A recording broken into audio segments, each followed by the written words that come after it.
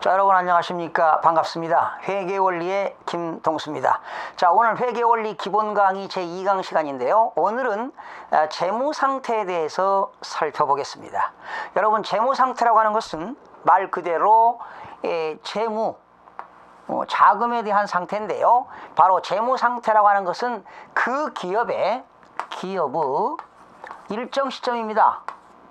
여기서 일정 시점이라고 하는 것은 어느 특정한 날을 말하겠죠. 예를 들어서 1월 1일 현재면 기초가 되겠고 12월 31일 하게 되면 기말이 되겠습니다. 1월 1일 현재 또는 12월 30일 현재 일정 시점에 소위 재산 상태 아니면 재정 상태를 우리는 재무 상태라고 합니다. 재무, 그러니까 즉 결과적으로 이 재무 상태라고 하는 것은 그 기업에 자산이 얼마가 있고 부채가 얼마 있고 자본이 얼마 있는가, 이런 걸 나타내는 것을 재무 상태라고 하는데, 이러한 자산과 부채와 자본의 구성 요소를 가지고 작성하는 보고서를 소위 재무 상태표 이런 말을 씁니다. 재무 상태표 이런 말을 씁니다. 여러분, 재무상태표는 재무제표의 일종이죠. 지난 시간에 재무제표에는 5가지가 있었죠. 재무상태표, 포괄손익계산서, 현금흐름표, 자본변동표, 주석이 있었어요. 그래서 오늘은 그러면 이 재무상태를 T자 형식으로 한번 나타내는 표를 한번 그려보겠습니다. 예를 들어서 여기 재무상태표인데요.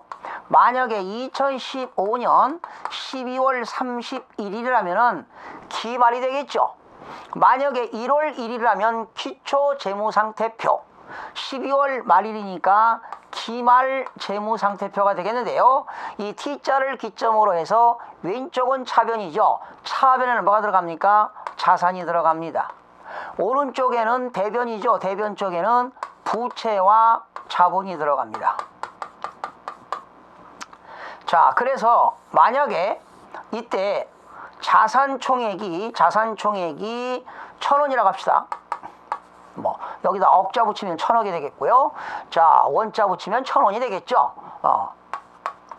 그리고 만약에 부채가 200원이라면 자본은 800원이 되겠습니다.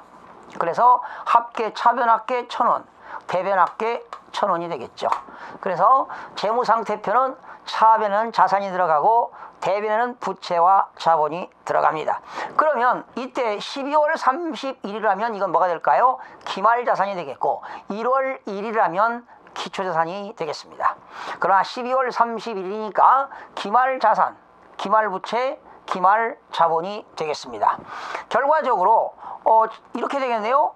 자산은 부채 플러스 자본이 될 수가 있겠죠.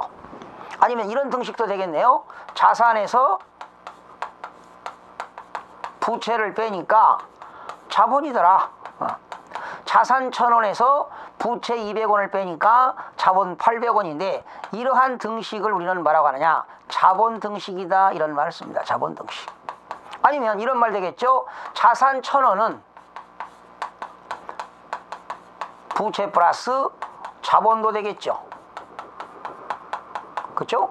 자산은 부채 플러스 자본이 됩니다. 이런 걸 뭐라고 하느냐? 재무상태표 등식이다.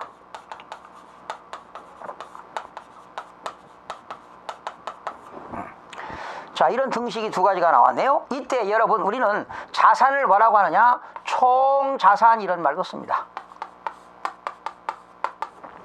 자산은 총자산. 총자산에서 부채라고 하는 건 타인에게 갚아야 할 채무를 말하잖아요. 채무. 그러면 자본인데 우리는 이 자본을 뭐라고 하느냐? 순자산이다, 이런 말씀입니다. 용어를 잘 기억하셔야 돼요. 자산이라고 하는, 자산은 총자산을 의미합니다. 그리고 이 자본은 순자산을 의미한다, 이렇게 하시면 되겠어요. 그러면 총자산에서 부채를 빼게 되면 자본, 순자산을 의미한다, 이렇게 아시면 되겠습니다. 그래서 여러분, 여기서 또 자산이라는 거, 이제 오늘 자산을 배울 텐데요. 자산과 부채와 이제 자본을 공부하게 되는데요. 이 자산이라고 하는 건 기초 시간에 배울 때 기업에서 소유하고 있는 재화, 재화와 채권을 통틀어서 말한다. 재화라고 하는 건 재산적 가치가 있는 거고, 채권이라고 하는 건 타인으로부터 받을 권리를 채권이라고 그랬잖아요. 그런데 오늘 조금 기초 시간이 아니라 기본 과목이기 때문에 자산이란 말은 과거에 경제적 사건이 발생합니다. 과거에 어떠한 경제적 사건이 발생했어요. 돈이 들어오고 나가고 물건이 들어오고 나가고 거래처와 어떤 그 빅딜 거래가 이루어졌다는 거죠. 역사적 사건이 발생으로 인해서 기업에 미래의 경제적 효익이 유입된다, 이렇게 씁니다. 미래의 경제적 효익이 유입되는 것. 좀 고상하지요? 과거의 거래 사건으로 인해서 기업에서 미래에 그 기업 입장에서 경제적 효익이 유입된다, 들어온다. 이것을 우리는 자산으로 표현하고 있습니다. 아니면 용역 잠재력을 의미한다. 용역 잠재력을 가진 소위 경제적 자원이다. 자산이란 용역 잠재력을 가진 경제적 자원이다. 이런 말도 씁니다. 자산이란 용역 잠재력을 가진 경제적 자원이다. 여러분, 지난 시간에 회계의 목적에서 투자자나 채권자가 경제적 자원을 배분을 잘하는 것을 회계의 목적이라고 그랬잖아요. 그래서 경제적 자원, 용역 잠재력을 가진 그러한 경제적 자원을 우리는 자산이다, 이런 말을 쓰는데, 우리는 자산을 뭐라고 한다? 총 자산이다, 이런 말을 씁니다. 그래서 여러분, 거기 자산의 내용들이 나와 있죠? 현금부터 쭉 나와 있습니다. 이거 다 여러분들 제가 기초 시간에 한 거기 때문에 읽어 드릴 수는 없습니다. 그래서 거기 자산 중에 이런 말을 한번 소개합니다. 상품 나와 있고요. 또 자산 중에 제품이라는 말이 있죠. 또 자산 중에 비품이라는 말도 있고요. 이렇게 있는데, 상품이라고 하는 건 뭐냐? 판매를 목적으로 소유하고 있는 물건을 말합니다. 판매 목적, 거기 상품 나왔죠? 상기업에서 판매를 목적으로 구입한 물건이다. 거기 나왔죠? 상기업에서 판매를 목적으로 구입한 물품. 판매 목적, 그러니까 이건 상기업이 되는 거예요. 즉 상품 매매업이 되는 거죠. 여러분, 매매업이라는 게 뭐예요? 매매라고 하는 건 팔고 사는 걸 매매라고 하거든요. 그러니까 상기업, 우리나라 이제 제조기업이 법인이 한 52만 개 중에서 제조기업이 한 42만 개, 나머지 이제 40만 개는 이제 일반 금융 서비스 업종이 되는데요. 외부에서 제조기업이라고 하는 건 물건을 만들어서 판매하는 게 제조업이고요. 상품 매매업은 외부에서 물건을 사와 가지고 파는 것이 상품 매매업이 되겠습니다. 그러니까 여기서 말하는 상품이라고 하는 것은 판매를 목적으로 외부에서 구입해 가지고 외부에다가 파는 것이 바로 상품이 되겠습니다. 그러나 넘겨보시면 제품 나왔죠. 제품이라고 하는 건 제조기업에서 판매를 목적으로 만들어진 물건이다. 판매를 목적으로 제조한 물건. 어떤 차이가 있나요? 상품이라고 하는 건 판매를 목적으로 구입한 물품이 되겠고, 넘겨보시면 제품 나왔죠? 판매를 목적으로 직접 가공했다는 거죠. 가공한 물품을 제품이라고 한다라는 겁니다. 이때 이러한 상품과 제품을 우리는 뭐라고 하느냐? 재고자산이다, 이런 말씀입니다. 재고자산. 무슨 자산이요? 재고자산. 판매를 목적으로 소유하거나 판매를 목적으로 제조한 물품, 이러한 것들을 재고자산이라고 하는데, 이 재고자산은 우리 40문제 중에서 많게는 적게는 4문제에서 6문제까지 출제가 되고 있습니다. 재고자산은 상품과 제품, 이러한 재고자산에 대해서 4문제에서 6문제가 출제가 되고 있습니다. 그리고 비품이라고 하는 건 뭐냐? 판매 목적이 아니라 영업활동 목적이죠. 사용 목적, 영업활동 목적. 영업활동 목적으로 소유하고 있는 물건이죠. 거기 여러분 교재 보니까 영업활동 목적으로, 영업활동에 사용할 목적으로 구입한 책상이라든가 의자라든가 컴퓨터라든가 또 뭐가 있나요? 에어컨. 기업에서 영업활동 목적으로, 판매 목적이 아니죠. 기업을 영업활동 목적으로 소유하고 있는 책상, 의자, 또 뭐 컴퓨터 또는 에어컨, 이런 것들은 뭐가 될까요? 비품입니다. 비품. 이러한 비품, 이러한 것들을 우리는 무슨 자산이라고 하느냐? 형태가 있는 자산이기 때문에 유형자산이다, 이런 말씀입니다. 유형자산. 형태가 있다. 영업활동 목적으로 사용하는데 형태가 있다는 거지요. 형태가 있다는 거. 형태가 있다. 그런데 형태가 없는 영업활동 목적으로 사용하는데 형태가 없는 이런 것들이 있어요. 영어권. 뭐 특허권 할까요? 특허권. 눈에 안 보입니다. 특허권. 여러분 특허청에서 특허 냈잖아요. 특허권. 뭐 실용신앙권, 디자인권, 상표권, 저작권, 출판권, 여러 가지가 있는데, 이러한 영업활동으로 소유하는데 형태가 없는 특허권은 형태가 없는 무슨 자산이냐? 무형자산이라는 말씀입니다. 무형자산. 무형자산. 여기는 지금 상품과 이 제품, 또 비품인데요. 상품과 제품은 판매를 목적으로 외부에서 구입한 물건이 되겠고요. 제품은 판매를 목적으로 직접 제조한 물건이 제품이 되겠는데, 이러한 상품과 제품은 무슨 자산이라고요? 재고자산이라고 하는 겁니다. 재고자산이고, 그리고 영업활동 목적으로 소유하고 있는 이런 비품 같은 거, 또 영업활동 목적으로 사용하고 있는 토지라든가 건물, 자동차 같은 건 차량 운반구, 또 기계장치, 이런 것들은 다 형태가 있는 유형자산이 되겠고요. 형태가 없는 무형자산도 있습니다. 그리고 투자부동산도 있죠. 투자부동산. 투자자산, 투자부동산입니다. 부동산을 투자 목적으로 이렇게 임대라든가 투자 목적으로 투자한 부동산, 이러한 것들은 투자부동산, 바로 투자자산이죠. 투자자산. 이러한 것들은 결과적으로 되는데, 결과적으로 이 유형자산도요, 시험 문제 한 4문제, 특히 그 건물이라든가 비품 같은 거 감가상각 하는데 보통 역시 4문제에서 6문제 출제되고요. 무형자산은 뭐 한두 문제 출제되고요. 투자자산도 한두 문제, 투자부동산도 한두 문제가 출제가 되기 때문에 결과적으로 자산만에서도 많게는 12문제까지 이렇게 출제가 되고 있는 것입니다. 그래서 여러분 거기 교재 15쪽 보니까 내용들이 쭉 나와 있으니까 기초 시간에 다 설명을 드린 내용들이 되겠죠. 자, 그러면 이 시간에 지금 자산에 대해서는 크게 나누니까 재고자산과 유형자산과 무형자산과 투자 부동산, 뭐 이런 것들이 있습니다. 자, 그러면 여러분 교재 16쪽 잠깐 보실까요? 16쪽. 나머지 여러분 그 기초 시간에 다 배웠기 때문에 자산부채 그 개정 과목들 쭉 한번 읽어보시기 바랍니다. 제가 읽어드릴 수는 없고요. 채권 채무관계를 소개합니다. 제일 밑에 여러분 교재가 16쪽에 있습니다.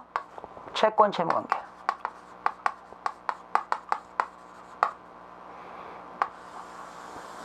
자, 채권 채무관계를 한번 살펴보는데요. 여러분 매출채권이라고 들어보셨어요? 매출채권. 거기 보시니까 상거래 외상이라고 나왔습니다. 여기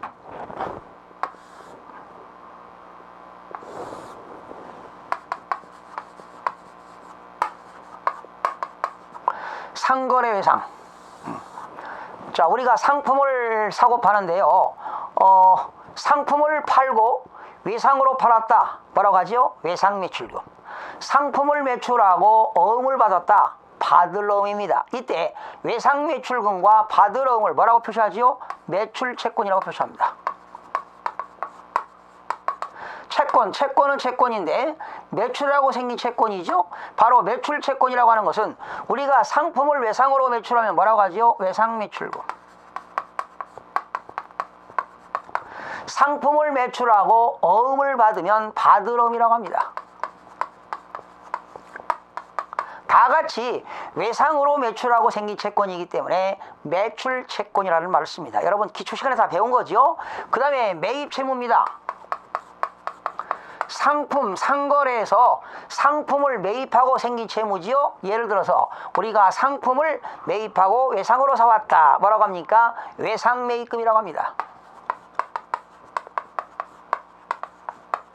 그리고 상품을 매입하고 어음을 발행하게 되면 지급어음이라고 하지요.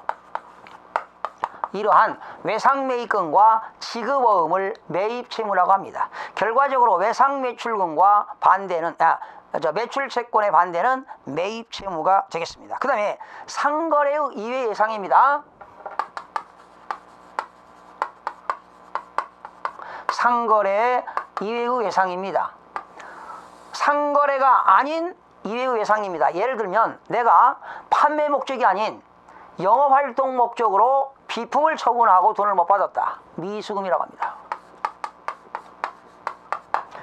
상품이 아닌 것입니다. 아까 비품이라는 거 있었죠. 영업활동 목적으로 소유하고 있는, 내가 회사에서 영업활동 목적으로 소유하고 있는 책상과 의자와 에어컨과 컴퓨터를 처분하고 팔고 돈을 못 받았다. 미수금. 미수금은 미래에 받을 채권이 되겠죠. 반대로 상거래 이외의 외상이니까 내가 비품이나 건물이나 토지를 구입하고 대금을 못 줬다면 뭐가 될까요? 미지급금 되겠습니다. 그래서 미수금은 채권이고 미지급금은 부채가 되겠습니다. 그 다음에 금전대차거래입니다. 금전대차거래. 금전.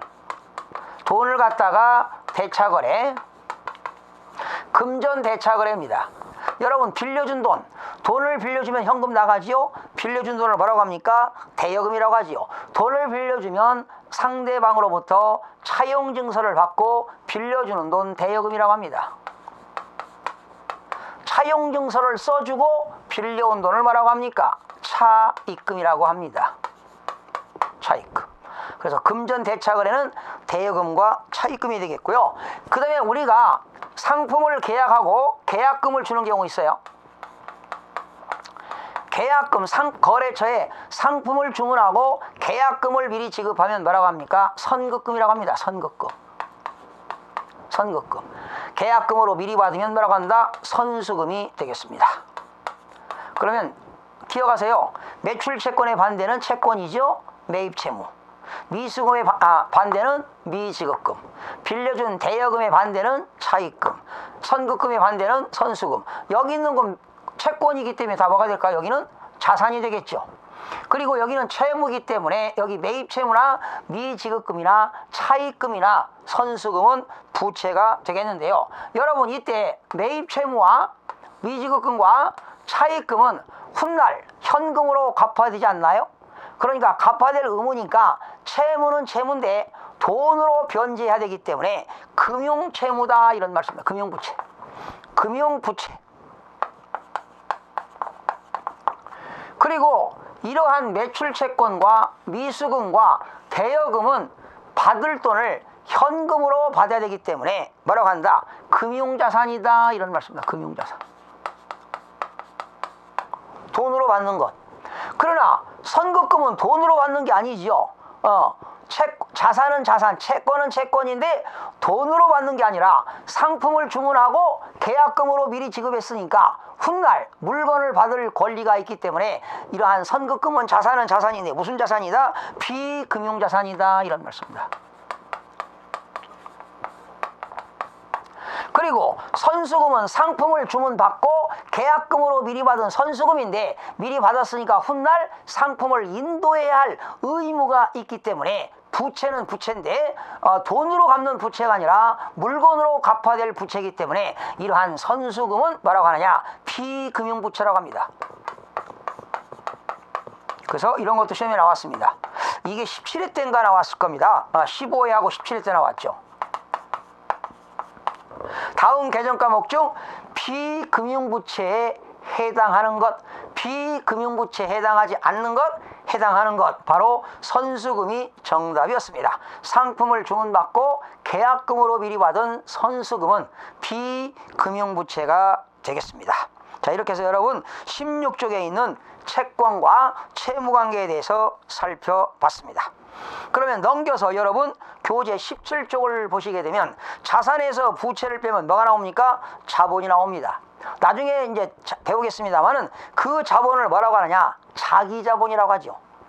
그러니까 총 자산에서 부채를 빼면 자본인데 그 자본을 우리는 뭐라고 했습니까? 순자산이죠. 이러한 순자산을 자기자본 또는 소유주 지분 이런 말을 쓰게 되는 겁니다. 또 자본을 뭐라고 그랬죠? 순자산. 자산을 뭐라고 그랬어요? 총자산 이런 말을 썼습니다. 그 다음에 거기 자본의 종류가 나왔고 기업의 재무 상태가 나와 있는데 자산과 부채와 자본을 박스로 해서 자주 쓰는 용어들을 설명해 냈는데요. 이 시간의 하이라이트는 재무 상태이기 때문에 이런 재무 상태에 대해서 T자로 한번 크게 한번 그려보도록 하겠습니다. 이렇게 T자로. 자, 여러분 이 재무 상태표 왼쪽에는 자산은 자산인데 첫 번째 유동자산이 들어갑니다. 유동자산. 자산은 자산인데 유동자산이라고 하는 것은 1년 이내에 현금화되는 자산을 유동자산이라고 합니다. 여기에는 뭐가 있느냐? 당좌자산과 당좌자산이라고 하는 것은 즉시 현금화되는 자산을 말합니다. 당좌자산과 재고자산이 있습니다. 재고자산. 아까 대표적인 게 뭐가 있었죠? 상품이라든가 제품. 이거는 즉시 현금화되는 자산이 당좌자산, 현금이라든가 보통의 금이라든가 당좌의 금 같은 게 되겠고요. 재고자산이라고 하는 것은 판매를 목적으로 소유하고 있는 그러한 물건이 재고자산이 되겠죠. 여기에는 상품이라든가 제품 같은 것이 되겠는데 이 당좌자산에서 3문제에서 4문제가 출제가 되고 있고요. 재고자산에는 4문제에서 6문제까지 출제가 되고 있습니다. 그러면 1년 이후에 현금화되는 자산은 뭐냐? 비유동자산입니다. 1년 이후에 현금화되는 자산은 비유동자산인데 여기에는 형태가 있는 구체적인 존재 형태가 있는 유형자산이 있고요. 토지라든가 비품, 건물 같은 거. 형태가 없는 무형자산이 있고요. 특허권 같은 거. 그리고 투자 목적으로 취득하는 투자 부동산 같은 게 있습니다. 투자 부동산 이런 것들이 나오는데 유형자산에도 4문제에서 6문제 출제되고요. 무형자산에도 1문제, 투자 부동산도 1문제 이 정도로 출제가 되고 있습니다. 그 다음에 그래서 이제 왼쪽에는 자산이 들어가는데 1년 이내 현금화되는 자산, 유동자산. 1년 이후에 현금화되는 자산은 비유동자산. 비유동자산에는 형태가 있는 유형자산, 형태가 없는 무형자산, 그리고 투자 부동산 같은 게 있고요. 그 다음에 부채는 뭐가 있느냐? 유동부채가 있습니다.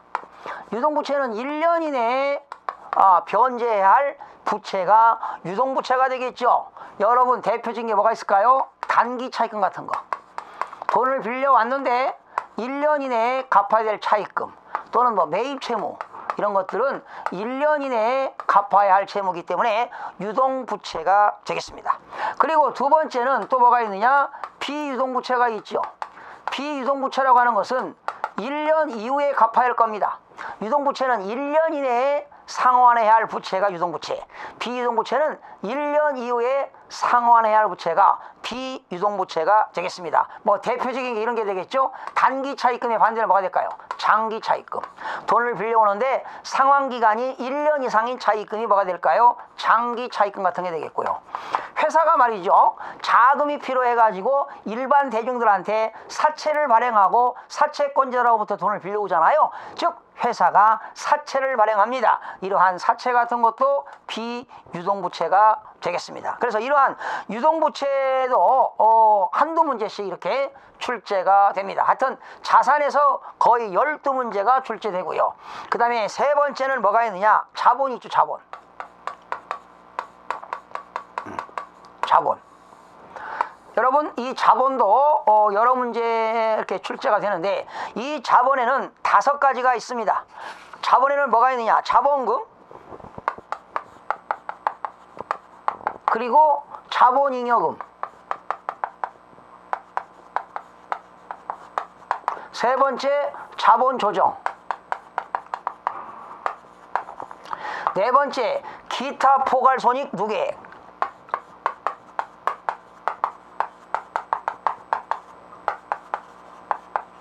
다섯 번째, 이익잉여금. 여러분, 앞으로 자본에 대해서도 나중에 이제 뒤에 가서 공부할 건데요. 이 자본에는 오늘 내용은 모르지만 자본에는 5가지가 있다는 것만 한번 기억해 보세요. 자본금, 자본잉여금, 자본조정, 기타 포괄손익 누계액, 그리고 이익잉여금인데 오늘 여기서 이 정도만 기억하시면 되겠습니다. 이 자본에는 2가지가 있거든요. 자본에는 이제 2가지가 있고, 자본잉여금에도 5가지가 있고요. 자본조정에도 8가지가 있고요. 그리고 기타 포괄손익 누계에도 5가지가 있는데 이거를 여러분들이 지금 다 알 수가 없는데 오늘 이 정도만 기억하세요. 여기 잉여금, 여기 잉여금. 여러분, 기업에서 잉여금이라고 하는 건 좋은 겁니다. 잉여금, 서플러스라고 하는데 기업에서요, 잉여금이 많다는 것은 그 기업의 재무구조가 아주 튼튼하다는 겁니다. 좋은 거예요. 잉여금에는 자본잉여금도 있고 이익잉여금도 있는데 자본잉여금이라고 하는 것은 자본거래에서 발생하는 잉여금입니다. 그러면 자본거래에서 발생하는 잉여금이라고 하는 건 뭐냐? 기업에서 주주하고 거래해서 번 돈입니다. 그러니까 회사가 주식을 발행할 때 회사 입장에서는, 이해하세요? 회사 입장에서는 주주들하고 투자자들하고 거래를 해서 발생하는 잉여금이 자본잉여금이 되겠고요. 이익잉여금이라고 하는 것은 기업에서 영업활동 결과 발생하는 잉여금을 말합니다.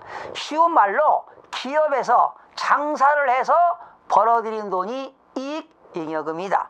고상한 말로 하면은 자본잉여금은 자본거래에서 발생하는 잉여금을 말하고 이익잉여금은 영업활동 결과 발생하는 잉여금을 말한다. 쉬운 이야기로 하면 자본잉여금은 주식회사가 주주들하고 거래를 해서 벌어들인 돈이 자본잉여금, 이익잉여금은 주식회사가 장사를 해서 벌어들인 돈을 이익잉여금, 이런 말을 씁니다. 그래서 오늘 자본에는 5가지가 있다더라. 이 정도만 기억하세요. 자본금, 자본잉여금, 자본조정, 기타 포괄손익 누계액, 그리고 자본잉여금. 자본금에는 5가지가 있습니다. 자본에는 자본금, 자본잉여금, 자본조정, 기타 포괄손익 누계액, 이익잉여금. 특히 자본잉여금은 주식회사가 주주들하고 거래해서 벌어들인 돈이다. 즉 자본거래에서 발생하는 잉여금을 말한다. 이익잉여금은 영업활동 결과 발생하는 잉여금을 말하는데 결과적으로 주식회사에서 장사, 영업활동을 해서 벌어들인 돈이 이익잉여금. 결과적으로 자본잉여금이나 이익잉여금은 좋은 돈이겠네요. 좋은 겁니다. 그래서 자본금 5가지 기억하시면 되겠고요. 정리합니다. 자, T자를 중심으로 해서 왼쪽에는 자산이 들어가고 오른쪽에는 부채와 자본이 들어가는데 자산에는 1년 이내에 현금화되는 자산을 유동자산, 1년 이후에 현금화되는 자산을 비유동자산, 유동자산에는 뭐가 있다? 당좌자산과 재고자산이 있다. 오늘은 밑그림을 공부하는 겁니다. 비유동자산에는 형태가 있는 유형자산과 형태가 없는 무형자산과 그리고 투자부동산이 있다. 그리고 부채에는 1년 이내에 갚아야 될 부채, 상환해야 할 부채는 유동부채, 1년 이후에 상환해야 할 부채, 비유동부채는 장기차입금, 사채. 그래서 시험에도 비유동부채에 해당하는 것 정답은 장기차입금하고 사채가 출제된 바도 있습니다. 그리고 자본에는 5가지입니다. 자본금, 자본잉여금, 자본조정, 기타 포괄손익 누계액, 이익잉여금. 이렇게 5가지가 있다는 것을 기억하시면서 오늘 재무상태표, 자산부채 자본에 대해서 살펴봤고요. 여러분, 이 자산부채 자본 기초적인 용어들 기초시간에 다 배웠고요. 이 기본서에 있으니까 한 번씩 읽어보시면 여러분들이 유익한 학습이 되겠습니다. 여러분 다음 시간 3강 시간에 찾아뵙겠습니다. 수고하셨습니다.